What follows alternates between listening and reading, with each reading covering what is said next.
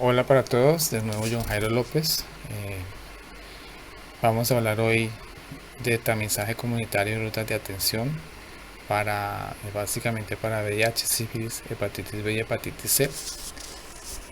Dentro del proceso que tenemos de formación de nuevos liderazgos, este primer video va a estar más orientado a VIH y esperamos pues que puedan ver y producir el segundo video que estaría orientado a sífilis y hepatitis virales. En el ejercicio de tamizaje comunitario se convirtió en una oportunidad para poder realizar y tener diagnósticos oportunos y poder llegar a las poblaciones claves que realmente no desean ingresar a solicitar estas pruebas y estos ejercicios dentro de la institución de prestadores de salud.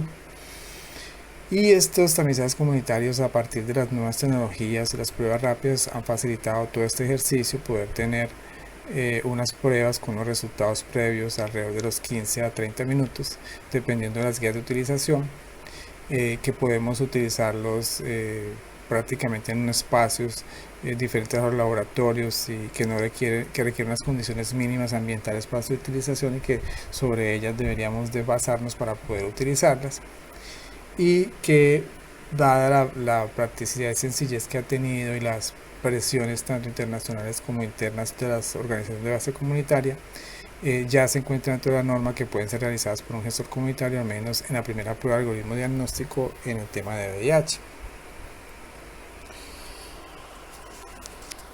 Asimismo, la norma también cambió para el ejercicio de lo que se realiza previo a una prueba voluntaria de VIH y a las otras pruebas que se puedan realizar, y es que había primero una formalidad frente a la asesoría previa voluntaria y que comprendía una certificación para poder realizarlo, una serie de elementos, cumplirlos adecuadamente, tener un tiempo mayor a 45 minutos para hacer este ejercicio, y se cambió básicamente a una información previa, corta y dependiendo de las necesidades del usuario ante la prueba de VIH o de las otras ITS. Entonces básicamente uno recomienda que se hable de cómo se transmite cada una de las ITS, qué ocurre cuando me infecto por cada una de ellas, qué pasa con el tiempo, cómo me puedo prevenir frente a ellas, dar una explicación corta de en qué consisten las pruebas rápidas para cada ITS, qué miden y cuál es la ventana inmunológica. Si la persona va a realizar la prueba, entonces ahondar un poco más en ese ejercicio para que la persona comprenda un poco todo el tema de la prueba y su practicidad. Y finalmente se invita al usuario para que haga un ejercicio de autorreflexión. Generalmente uno puede invitarlo a que piense qué haría frente a un resultado reactivo de la prueba y quiénes lo podían apoyar, a quiénes le podían decir, qué voy a hacer, qué oportunidades tengo, cómo voy a afrontar los procesos. Específicamente también hablando de la facilidad de poder acceder a tratamientos y a unos programas específicos. El enfoque del presente trabajo lo vamos a hacer básicamente en los aspectos biológicos que representan los principios de medición de las pruebas rápidas, en unos aspectos básicos de la historia natural de la infección o la enfermedad orientada a la aplicación de las pruebas rápidas, a aspectos de eficacia de las pruebas rápidas y su importancia en la salud pública. Vamos a ver el algoritmo de diagnóstico y la ruta de atención hasta el inicio del tratamiento. Empezamos con el tema de los conceptos biológicos de antígeno y anticuerpo, que los vamos a ver mucho cuando vamos a definir las pruebas. Y la primera es que el antígeno es cualquier molécula que puede ser reconocida por el sistema inmunológico. En el caso de los microorganismos como virus o como bacterias, esta molécula puede ser una parte de él que lo caracteriza y que lo pueda diferenciar de otros microorganismos. Entonces, los anticuerpos son aquellas proteínas que generalmente tienen una forma de Y, que son producidas por el sistema inmunológico para identificar y neutralizar las sustancias dañinas y extrañas al cuerpo, llamadas antígenos. Entonces, cada anticuerpo va a ser específico para un antígeno y se va a unir a él y lo marca para que sea atacado por otras células del sistema inmunitario. Entonces, va a existir anticuerpos específicos para cada antígeno que un microorganismo genere. Aquí vemos un poco uno de los aspectos de todo el sistema inmunológico de respuesta frente a una infección de microorganismos. El sistema inmunológico es muy complejo y es muy amplio y hay cosas que no se conocen todavía, pero estos son los que más se reconocen y tienen mucho que ver con el tema de la infección por VIH. Primero que todo, miremos el tema de las células B. Las células B son aquellas que pueden identificar estos antígenos y pueden generar pueden reproducir células plasmáticas. Esas células lo que van a hacer son unas fábricas de anticuerpos para este antígeno específico. Entonces ella va a generar esta serie de células que van a básicamente a desplegar todos los anticuerpos en todo el sistema del cuerpo. Las células T CD8, que son unos soldaditos que informan la presencia del agente extraño, identifican antígenos y que son aquellas personas que están informando tanto de presencias o también de la memoria de qué elementos o qué microorganismos estuvieron en el cuerpo. Y tenemos otras que se llaman las células fagocíticas, que son una serie de células que lo que hacen es atacar aquellas microorganismos que están marcados con anticuerpos o atacar aquellas células que sacaron los antígenos y están marcadas con anticuerpos. Muchas de las células infectadas pueden tener esa habilidad de coger esa partecita del antígeno, sacarla hacia afuera y decirle a la célula fagocítica: máteme, para que pueda hacer su ejercicio y se disminuya la infección de cualquiera de estas infecciones. Vamos a hablar un poco de las pruebas diagnósticas relacionadas a antígenos y anticuerpos. Generalmente vamos a hablar un poco de las pruebas rápidas y de otras. Entonces, para la infección por VIH podemos tener PCRs o pruebas de ácido nucleico, las NATs, ya sea porque midan cualitativamente o porque midan cargas virales. Teníamos hasta cierto punto el tema de ELISAs en laboratorio, que son las que han venido de generación en generación frente a la medición de anticuerpos por VIH. Pasamos a las pruebas rápidas de tercera generación que toman en sangre, plasma y secreciones bucales. Y tenemos las pruebas rápidas de cuarta generación que miden básicamente pruebas de antígenos y anticuerpos y pueden ser medidas en sangre y plasma. Las pruebas para sífilis, que son pruebas rápidas de anticuerpos denominadas treponémicas, y también pues son necesarias para su diagnóstico las otras técnicas que son las llamadas pruebas no treponémicas de laboratorio. Y tenemos las pruebas duales de VIH y sífilis, que generalmente son las pruebas rápidas de tercera generación, tanto de VIH como las de sífilis. Para el tema de hepatitis B tenemos pruebas de antígeno de superficie que se utilizan en sangre, suero o plasma. Para hepatitis C tenemos pues la de carga viral y tenemos la prueba rápida de anticuerpos contra virus de hepatitis C.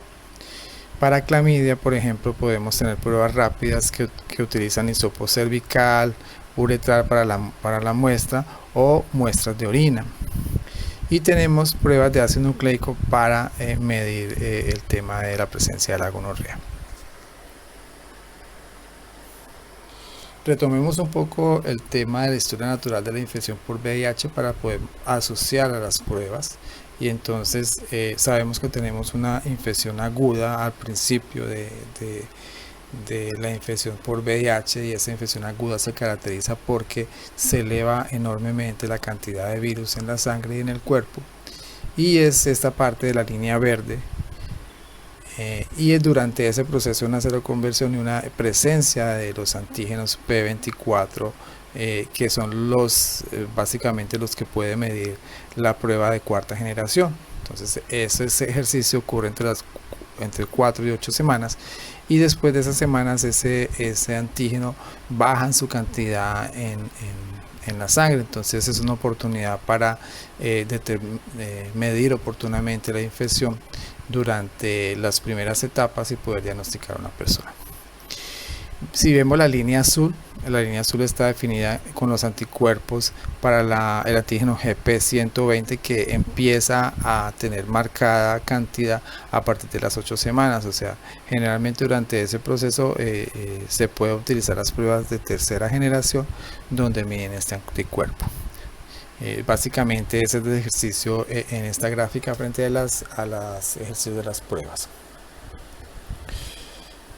Y generalmente frente a eso podemos hablar de una ventana inmunológica. O sea, que primero que todo, frente a esto estamos reconociendo que ninguna prueba puede detectar el VIH inmediatamente después de la infección. Y que la ventana inmunológica es el tiempo entre el momento posible de la exposición al VIH y el momento en que una prueba puede determinar con seguridad si contrajo el virus. Esto varía de persona a persona y depende del tipo de prueba de detección del VIH que se utilice. Aquí vemos un ejemplo, una comparación entre las pruebas de VIH y a qué muestras están aplicadas y cuál es su ventana inmunológica. Por ejemplo, la prueba de ácido nucleico, en caso de carga viral, se hace con muestra de sangre en una vena y su ventana inmunológica está entre los 10 y 33 días. Para la prueba de antígenos y anticuerpos, la de cuarta generación, si la muestra es en laboratorio con sangre en una vena, su ventana inmunológica está entre los 18 y 45 días. Si está aplicada a la punción en un dedo para sacar sangre del dedo, la ventana inmunológica estará entre 18 y 90 días. Para la prueba de anticuerpos, o sea, las pruebas de tercera generación que se utilizan en sangre, punción en un dedo o que se utilizan en secreciones bucales, va a tener una ventana inmunológica de 23 a 90 días.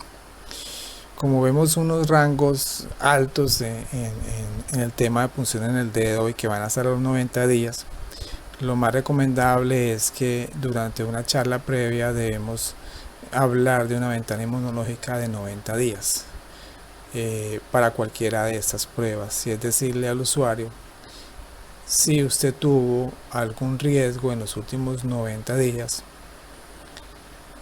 que pueda tener mayor ejercicio de haber adquirido la infección por VIH, le recomendamos que se vuelva a hacer esta prueba dentro de otros 3 meses en promedio. Y entonces también hemos visto durante todo este ejercicio de la utilización de las pruebas rápidas que hay gente que duda sobre la calidad de estas pruebas, o sea, que si son buenas estas pruebas, pues que en casos prefiero estar en un laboratorio y que me van a medir con sangre, que eso requiere un ambiente de mayor limpieza y asepsia, que debería estar por acá un profesional del laboratorio clínico de bacteriología que apoye el proceso. La idea es poderle hablar de que estas tecnologías, que son básicamente aplicadas en campo, garantizan una calidad similar a las pruebas que se hacen en el laboratorio y posiblemente tienen menores errores que las que se hacen en el laboratorio. Generalmente cuando usted hace una prueba en laboratorio y tiene que hacer diferentes procesos como centrifugar, como guardar la sangre, como utilizarlas en un equipo específico, cada etapa de ese proceso va a tener un error, mientras que cuando usted aplica la prueba rápida va a tener un solo error que tiene que ver con la toma de la sangre, el ingreso de la sangre, la utilización del buffer y la lectura. De resto no va a tener mayor error en ese ejercicio. Y entonces la idea es que lo importante dentro de este proceso es que yo tenga una buena lectura de estas pruebas, y estas van dependiendo del procedimiento por quien las realiza. O sea, la idea es que a pesar de ser simples, tengo que cumplir con una serie de condiciones en el ejercicio de la prueba. Primero, que debo tomar la sangre en capilar hasta donde indica el capilar, o sea, la cantidad suficiente, y una cantidad de gotas de buffer especificadas para cada prueba. No utilizar más gotas ni utilizar menos gotas al respecto. Y realmente leer la prueba en un tiempo no mayor al recomendado para la lectura. Y por último, tener una buena visión para la lectura de este resultado. Es tanto así que la norma ya establece que se debe valorar al individuo con sus condiciones de visión, si necesita gafas, si necesita otros aspectos para poder hacer una buena lectura de, de la prueba. Si vemos en la parte del dibujo, vemos un ejemplo de la prueba de VIH para tipo 1 y tipo 2 y vemos que vemos el ejercicio positivo. Siempre va a tener que salir la raya C, la de control. En ese vemos que o sale la T1 y la T2, o sale la T2 sola, o la T1 sola. Entonces cada lectura va a tener una referenciación. Si es negativo, solo va a salir la línea C. Y si es inválido, no va a salir generalmente la línea C o no sale nada al respecto. En la parte de abajo vemos una prueba positiva bien realizada que tiene la línea C y tiene la línea número 1, lo cual nos está indicando que la persona es positiva para VIH tipo 1. Y en el lado derecho vemos dos pruebas que realmente fueron mal realizadas. ¿Por qué? Porque se echó demasiada sangre o se echó muy poco buffer. Entonces no hubo el ejercicio adecuado para ello. Y generalmente lo que uno recomienda es que no nos volvamos tan autónomos y tan en ese ejercicio que olvidamos los aspectos mínimos que debemos tener para tomar este tipo de pruebas.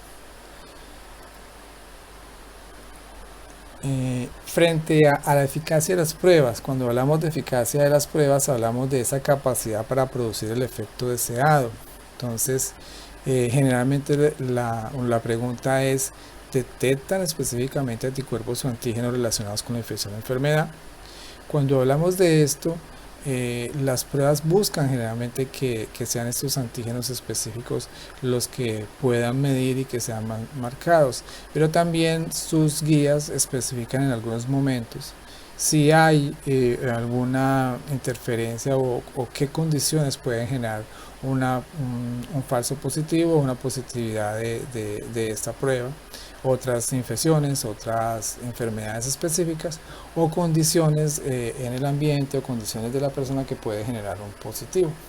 Por ejemplo, la utilización de pinturas de los autos posiblemente pueda interferir en una positividad en ese ejercicio. Entonces ese tipo de individuos tiene que tener un buen lavado de manos, un buen ejercicio para poder establecer, realizar bien la prueba. Los resultados pueden ser contrarios a la realidad. Si tengo la infección o enfermedad puede salir negativo, o si no la tengo puedo salir positivo. Frente a esto tenemos que hablar de dos elementos, de dos medidas que evalúan esta eficacia. La primera es la sensibilidad. La sensibilidad es la capacidad de una prueba para identificar correctamente a las personas con la infección o enfermedad. Eso está relacionado mucho con la presencia de falsos negativos. Entonces, la fórmula es sencilla y habla de verdaderos positivos sobre verdaderos positivos más falsos negativos. Entonces, si yo tengo una sensibilidad de 100%, ¿qué creen qué cantidad de falsos negativos tengo? Pues la verdad tendría 0 falsos negativos para poder tener una sensibilidad de 100%. Entonces, el ejercicio muchas veces de las pruebas es buscar primero una sensibilidad de 100%. ¿Por qué? Porque es muy difícil entregar un falso negativo y no darnos cuenta. O sea, no nos damos cuenta, la persona se va pensando de que es un negativo y realmente puede estar infectado por VIH. Entonces, la mayoría de las pruebas tienden a tener una sensibilidad de 100%. La especificidad está relacionada con la capacidad de una prueba para identificar correctamente a aquellos sin la infección o enfermedad, y está relacionado con esos falsos positivos. O sea, la fórmula es verdadero negativo sobre verdaderos negativos más falsos positivos. Entonces, de nuevo la pregunta es, si tuviera una especificidad de 100%, ¿cuántos falsos positivos tendría? Entonces la respuesta básica es igual a la anterior, y es que tendría 0 falsos positivos. Entonces, si tengo una prueba con 100% de especificidad, voy a tener 0 falsos positivos. Pero entonces, como algunas pruebas tienen especificidades y sensibilidades menores al 100%, hay otros cálculos que tienen que ver primero con el valor predictivo positivo. ¿Qué significa esto? Es la probabilidad de que cuando el resultado de una prueba es positiva, la persona realmente tenga la infección o la enfermedad. O sea, le entrego una prueba positiva y esa persona real, ¿qué probabilidad es que esa persona realmente la tenga, la infección? Entonces, los valores predictivos están influenciados por la prevalencia de la enfermedad en la población. O sea, la prevalencia me va a especificar un poco dentro de este cálculo cuánto valor predictivo positivo va a tener. Entonces, pero también está muy relacionado con la especificidad. Entonces, si tengo una especificidad cercana al 100%, del 100% o una, voy a tener ese ejercicio de abajo más cercano o parecido al de arriba y voy a tener un 100% de valor predictivo positivo. Lo mismo es con el tema del valor predictivo negativo. Este es la probabilidad de que cuando el resultado de una prueba es negativa, la persona realmente no tenga la infección o la enfermedad. Estos valores también están influenciados por la prevalencia de la enfermedad en la población. Este ejercicio es aparte de todo el tema de lo que estamos hablando de la ventana inmunológica. Entonces, si yo tengo una sensibilidad cercana al 100% o del 100% o 1, entonces voy a tener un valor predictivo negativo de 100% en este ejercicio. Vamos a ver un ejemplo de estos valores predictivos por poblaciones y lo vamos a hacer con una prueba de un laboratorio. No vamos a decir que el laboratorio es, su prueba es SDHIV12, o sea, de la tercera generación, tiene una sensibilidad de 100% y una especificidad de 99.8%.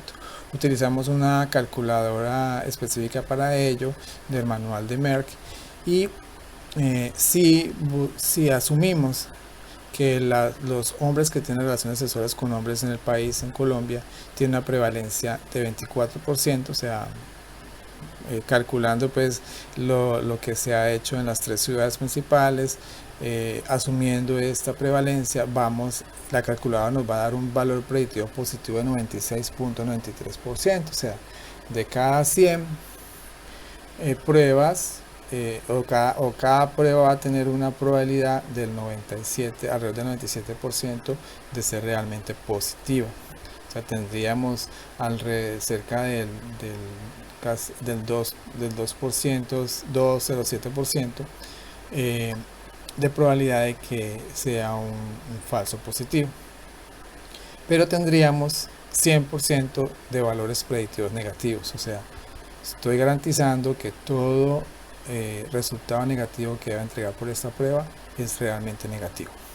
Pero si nos vamos a la población general en el país tiene una prevalencia de 0.5%, y cuando calculamos ese valor predictivo positivo se nos baja hasta el 50.25%. ¿Eso qué quiere decir? Que cada entrega de un resultado positivo tiene una probabilidad del 50% que realmente sea positivo.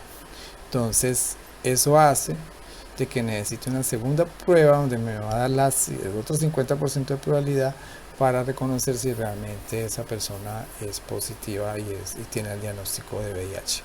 Y de nuevo, como la sensibilidad es del 100%, voy a entregar un valor, voy a entregar un negativo que va a ser negativo realmente. O sea, tiene un 100% de probabilidad de que sea negativo. Esa es como una tabla del mismo laboratorio de las pruebas que tiene y qué sensibilidad y especificidades tiene. Si podemos ver el tema de la marca para sífilis, tiene 100% de sensibilidad y 100% de especificidad. O sea, estoy entregando un valor positivo o un valor negativo realmente que lo es. A excepción de tomar en cuenta, y que lo vamos a hablar más adelante, de que una persona que ya sufrió de sífilis, posiblemente esta prueba le vaya a salir positiva. Y vemos, por ejemplo, que si tomamos la prueba dual, a pesar de que la sensibilidad en ambos lados es el 100% y que se utilizan básicamente iguales elementos, cuando están juntas baja la sensibilidad al 99-91% para VIH, al 99.77% para sífilis. Y las especificidades bajan al 99.76 para VIH y al 99.72 para sífilis. En el caso de las pruebas de antígeno de hepatitis B también son 100% y 100%. En el caso de las pruebas para anticuerpos de hepatitis C, o sea, dependiendo de los anticuerpos, tienen una sensibilidad o del 99.3 o del 100%, o un 100% de especificidad o del 98.1% de especificidad. Aquí vemos un ejemplo de una prueba de COVID, que no hemos manejado tanto el tema de la epidemia de COVID, y tiene una sensibilidad en sangre entera capilar del 96.2% y una de sangre entera venosa del 96%. Una especificidad de sangre entera capilar del 100%, o sea, voy a entregar negativos, realmente negativos, y una sangre entera venosa del 95.8%.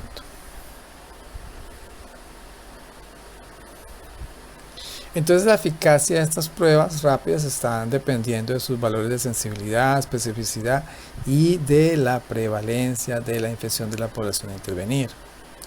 Por eso a veces se cuestionaron mucho las pruebas de COVID, pero es mejor entregar unos falsos positivos que entregar falsos negativos.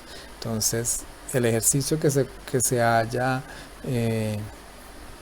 confundido con otras infecciones o enfermedades como el dengue, en el campo de la salud pública es mejor asumir y poder intervenir. Las pruebas con sensibilidad del 100% nos permite garantizar ausencia de falsos negativos y valores predictivos negativos del 100%. Influyen en el algoritmo diagnóstico de la infección o la enfermedad específica. Entonces, esto hace que tengamos en cuenta por qué los algoritmos y ellos son una parte esencial del ejercicio algorítmico para un diagnóstico, el tema de esta eficacia. Seguimos con el tema del algoritmo diagnóstico de VIH, y es que partamos para este ejercicio de los pacientes mayores de 18 meses con sospecha de infección por VIH. La primera prueba que realizamos es la prueba rápida, ya sea la prueba rápida de tercera o de cuarta generación, o el ELISA, o una prueba molecular en el punto de atención, o las pruebas pueden ser realizadas en laboratorio clínico o pueden ser realizadas por autotest, ya que la guía está recomendando y se va a hacer el ejercicio de ingresar el tema de autotest en el país. Si este resultado no es reactivo, entonces ya sabemos que esa prueba le estamos entregando un resultado negativo y le estamos recomendando el tema de la ventana inmunológica, que si tuvo algún riesgo vuelva a realizársela dentro de otros 3 meses si no está seguro al respecto. Si el resultado es reactivo, entonces se necesita una segunda prueba. Esta prueba puede ser una prueba rápida diferente a la primera prueba, o sea, de diferente técnica o diferente laboratorio, o un ELISA, o puede estar, y esta prueba debe estar respaldada por un laboratorio clínico habilitado en ambientes extramurales o comunitarios, o prueba molecular en el punto de atención. Entonces, la primera prueba la puede realizar un gestor comunitario sin necesidad de tener tanto pues el ejercicio del laboratorio clínico, pero la segunda prueba sí está condicionada a la presencia de un profesional en el laboratorio clínico.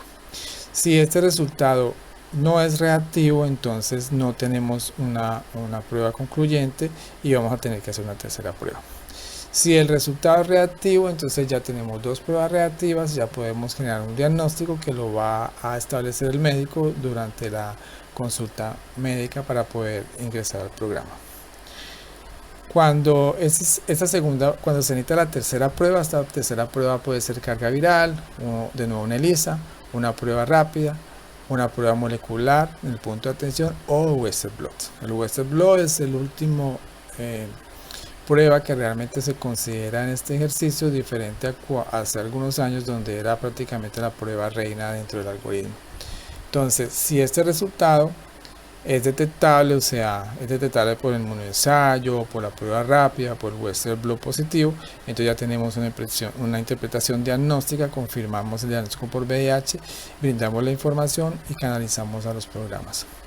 Si la carga viral es indetectable, el inmunoensayo es no reactivo, o la prueba rápida es no reactiva, o el Western blot es negativo, la interpretación es que realmente ya el diagnóstico es negativo para VIH, brindamos la información y hacemos las recomendaciones de prevención al respecto. Pero hay la posibilidad de que tengamos una zona gris dentro del inmunoensayo, o que esa prueba rápida nos haga con una línea muy débil, o el Western blot realmente nos haga indeterminado. Entonces tenemos una interpretación indeterminada y no concluyente para VIH, y para esta persona tenemos que recomendarle que se va a hacer de nuevo el algoritmo en un mes, o remitirlo a un infectólogo o médico experto para poder hacerle un seguimiento y él determine cuáles son las circunstancias por las cuales él está teniendo esos resultados en las pruebas diagnósticas. Vamos a hablar de un elemento importante frente al ejercicio de la prevención, y es el tema de la cascada de la prevención de VIH. Es una propuesta ya implementada por la OPS y la OMS, y está muy orientada al ejercicio de la implementación de la prevención combinada, y es que a partir de todos esos ejercicios podamos tener personas VIH negativas, o sea, ausencia del virus en las personas con las cuales intervenimos en prevención. Esta cascada está muy relacionada con aquellas personas que le hemos realizado la prueba en los últimos 12 meses, o sea, la parte azul de arriba clara son los indicadores que vamos a tener dentro de esta cascada, y generalmente vamos a estar orientadas a personas en riesgo sustancial, que quiere decir aquellas personas que realmente tienen condiciones o ejercicios de riesgo en sus relaciones sexuales.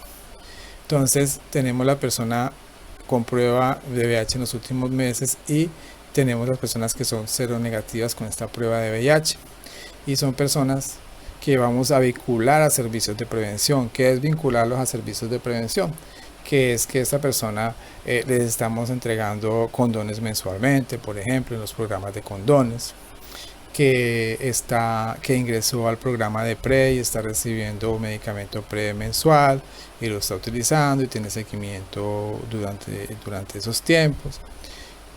O que en el ejercicio de evaluación realmente se recomendó que fuera a tomar PETs, la profilaxis post-exposición, y también se le hace un seguimiento al respecto después de haber hecho este ejercicio por riesgo en sus relaciones sexuales, que la persona decidió hacerse la circuncisión, que la persona estuvo participando en talleres y que está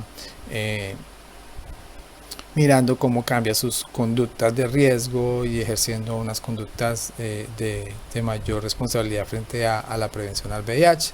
Entonces, todas las personas que determinamos que están vinculadas a servicios de prevención, se le toma la prueba de nuevo a los 12 meses para saber si siguen libres de VIH o están con VIH. Entonces, el último indicador son aquellas personas libres de VIH en los últimos 12 meses después de aplicarle de nuevo la prueba de VIH. Esta clase de ejercicios pueden ser muy útiles dentro de las organizaciones de base comunitaria que se conviertan en centros comunitarios, en servicios comunitarios de salud sexual y reproductiva. ¿Por qué? Porque generalmente las personas pueden llegar a los 12 meses, podemos reconocer cuáles de todas esas personas que vamos a volver a repetir la prueba están vinculadas a servicios de prevención, y podemos hacer esta clase de cálculos. Este es el ejemplo de la cascada de prevención que se realizó en el 2019 para hombres que tienen relaciones sexuales con hombres en el país, y la única elemento que pudo la consultora, la doctora Teresa Moreno, realizar fue el sistema Cisco.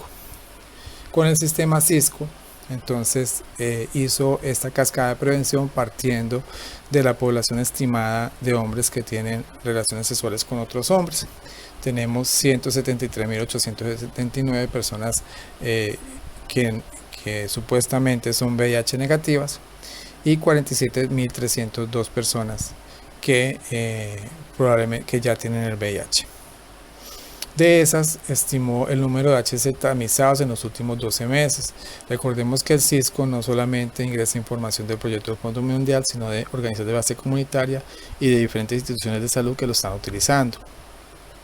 De esos además de los 36.472 que son que tamizaron el resultado negativos, resultaron positivos 1.310, que fue el 7.3%.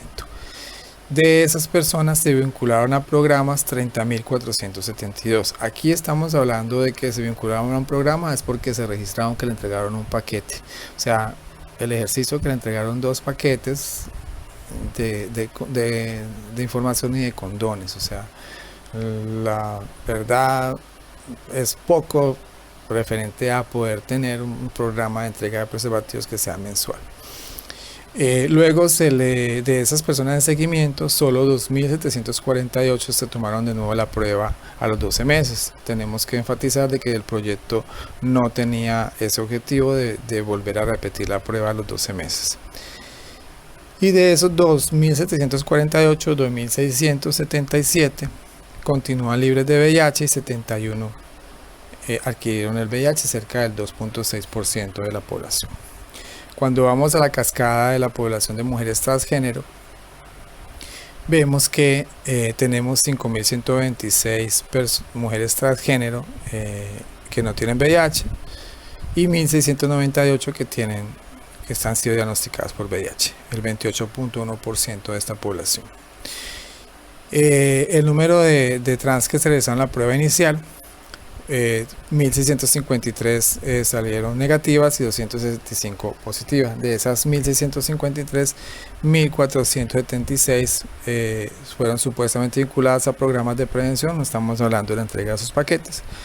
Y de esas 325 fueron tamizadas de nuevo a los 12 meses. De esas 325, 11 fueron diagnosticadas por VIH, que equivalen a 3.4%, y 314 estuvieron libres de VIH. Bueno, entonces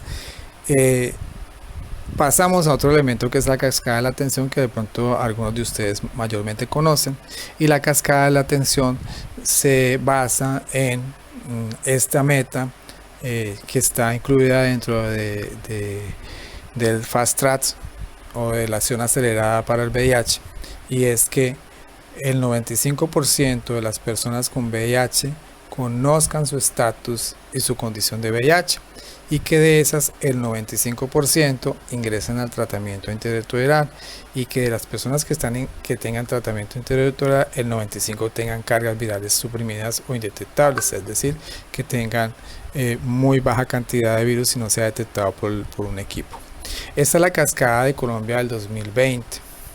En el 2020 se tiene un cálculo probable de 178.000 personas que viven con VIH-Sida, pero solo el 69.10% han sido diagnosticadas, que conocen su estatus, que son alrededor de 123 personas con VIH en el país.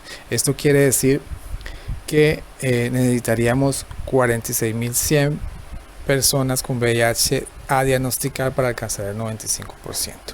Generalmente cada año se diagnostican alrededor de 11.000 personas, 12.000 personas, y el proyecto de VIH, como lo vieron ahí en los anteriores cuadros, diagnostica alrededor de 1.000 personas, 1.200 personas HCH, por ejemplo, y un poco menos de población trans. Entonces, si seguimos esa dinámica, nunca vamos a alcanzar ese 95%. Es más, durante los últimos 5 años no hemos avanzado notoriamente en este primer indicador. Luego tenemos 116.000 personas en tratamiento. De esas 116.000 personas se quedan el 65.16% del total de PBS posibles, y necesitaríamos 44.645 personas con VIH que ingresen a tratamiento para alcanzar el segundo 95%.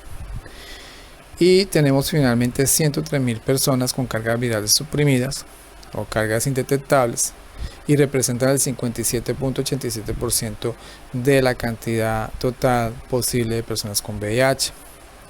Y necesitaríamos 49.613 personas que alcancen la carga viral suprimida para alcanzar el tercer 95%.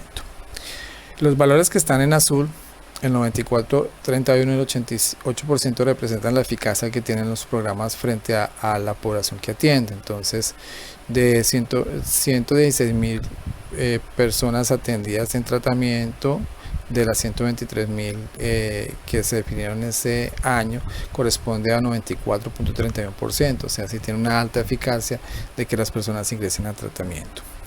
Y de estas personas, el 103.000 han alcanzado carga viral, que representan el 88.79% de esas 116.000 personas. Entonces, los programas realmente pueden dar una respuesta para llegar a esos 95%. El gran lunar que tenemos y la gran ineficiencia que tenemos está en la primera cascada, en que debe existir una mayor ejercicio de parte del Estado, una mayor compromiso de parte del ministerio para poder llegar a estas poblaciones y poder subir este ejercicio. Por esa razón es tan importante todo el tema de la prevención combinada, porque esto también ayuda a disminuir más la transmisión de la infección y a parar un poco ese número de PBS que nos están saliendo cada año. Bueno, finalmente vamos a hablar un poco de la ruta de canalización en VIH, pero a grandes formas, y es que como nosotros trabajamos con la comunidad, vamos a necesitar siempre trasladar a estas personas canalizadas al sistema de salud. Durante este ejercicio podemos tener pérdidas de usuarios, ya sea porque no podemos hacer toda la gestión, no podemos hacer el acompañamiento, sino que podemos asesorar a estas personas a partir de la facilidad de recursos o no. Entonces, las acciones de PIR, el proyecto del Fondo Mundial, las acciones individuales de OBS, vamos a trasladar a estas personas al sistema de salud para que o continúen con el diagnóstico o sean aceptadas estas pruebas para ser diagnosticadas, o ellos mismos decidan de nuevo tomar las pruebas para su diagnóstico. Generalmente entran por consulta ambulatoria. Pero también vemos que el propio sistema de salud también va a diagnosticar, ya sea en la misma consulta ambulatoria, en urgencias, en atenciones especializadas o en otras áreas de atención. Y de este sistema de salud, de cualquier punto de esto, va a terminar la persona ingresando al programa de VIH, y durante ese ejercicio, por cuestiones administrativas, por barreras propias individuales o por barreras institucionales, vamos a tener pérdida de usuarios para llegar al programa de VIH. Y el otro elemento que puede ser, que es importante y que ha cubierto y ha podido facilitar a las OBC, al proyecto del Fondo Mundial, es que podamos reconocer que esos programas, las EPS, les facilitan poder ingresar directamente a las personas, diagnosticarlas e ingresarlas directamente al programa. Algunos procedimientos administrativos de las EPS facilitan que estas EPS lo hagan, entonces nos facilitan que algunas personas no los pasemos a una consulta ambulatoria primero, sino que directamente pasan al programa. Y la idea es que uno de los posibles nuevos indicadores es el inicio del tratamiento de la persona diagnosticada, y que sea en las 4 semanas siguientes al diagnóstico, como la nueva guía de práctica clínica lo define. O sea, que la mayoría de las personas puedan tener ese inicio de tratamiento en ese tiempo. Entonces va a ser muy importante y va a buscar que la ruta de canalización sea más efectiva y tenga mayor efectividad, eficacia prácticamente, porque estamos hablando de tiempo. Finalmente, pues por cuestiones de tiempo, les invitamos un poco a ver el segundo video. Esperamos que lo produzcamos y lo puedan escuchar y observar el proceso. Entonces esta historia continuará. Gracias.